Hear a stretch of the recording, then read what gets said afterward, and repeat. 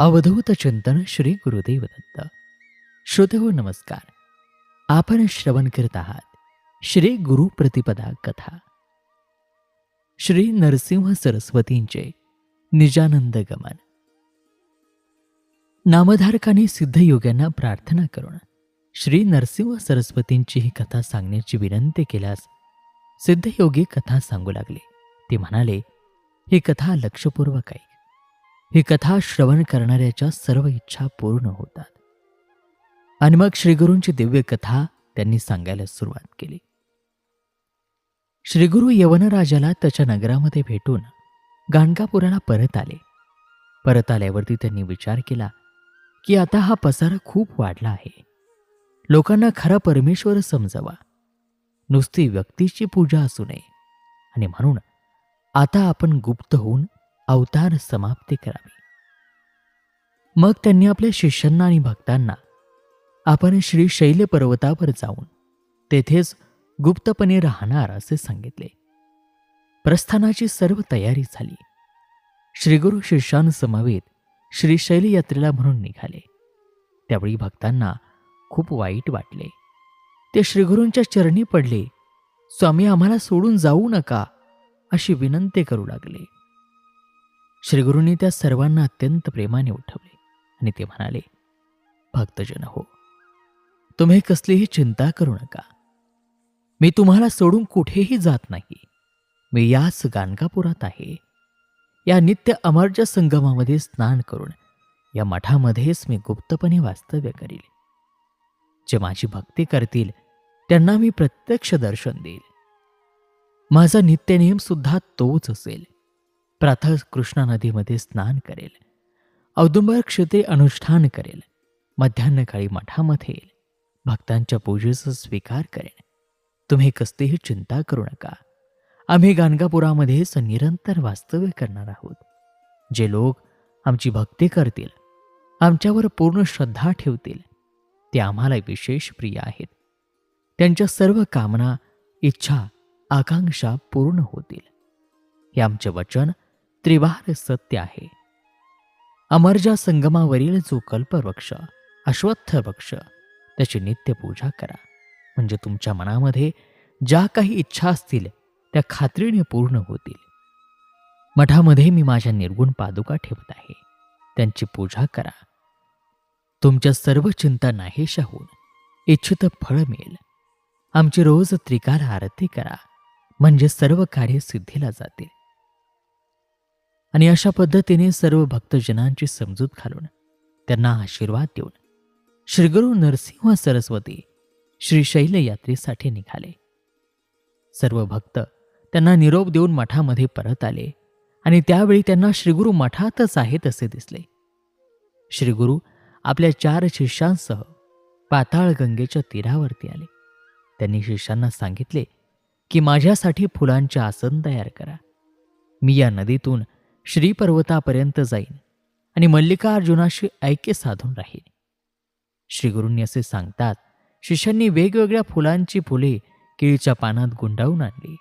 त्या फुलांचे त्यांनी सुंदर आसन तयार करून ते गंगेच्या पवित्र पाण्यावरती ठेवले. श्रीगुरू त्यांना म्हणाले, आता तुम्ही परत गाणगापुरी जा. श्रीगुरूंचे हे वाक्य ऐकताच सर्व शिष्य दुःखी झाले. त्यांना सुद्धा श्रीगुरूंनी उपदेश केला आणि ते म्हणाले की मी इथून गेल्यावर प्रवाहातून फुले प्रसाद म्हणून पाठवतो. आणि तेथून श्रीगुरू उठले आणि नदीतील आसनावर जाऊन बसले. ते म्हणाले, आता मी निजस्थानी जातो. तेथे गेल्यावर प्रवाहातून फुले प्रसाद म्हणून पाठवतो असे ते शिष्यांना म्हणाले. त्यावेळी कन्या राशीत गुरु होता. बहुधान्य नाम संवत्सर होते. त्या दिवशी माघ वद्य प्रतिपदा होती. वार शुक्रवार, शिशिर ऋतू होता. श्रीगुरु निजानंदी बसले. त्यावेळी ते शिष्यांना म्हणाले, आम्ही निजधामाला जात आहोत. तेथे पोहोचल्याची खूण म्हणून शेवंतीची 4 प्रसाद पुष्पे या प्रवाहात वाहत येतील. ती तुम्ही घ्या. आमची नित्य पूजा करत जा. त्यामुळे तुमच्या घरी अखंड लक्ष्मी वास करेल. आम्हाला गायन खूप आवडते. ज्या घरी आमचे स्तोत्रगान चालू असेल त्या घरी आम्ही अखंड वास्तव्य करतो. आमच्या जो नेहमी स्तोत्रगान करतो त्याला कसलीही व्याधी येणार नाही, त्याचे दारिद्र्य नाहीसे होईल, त्याला पुत्र पौत्र प्राप्त होतील, तो निरामय शतायुषी होईल.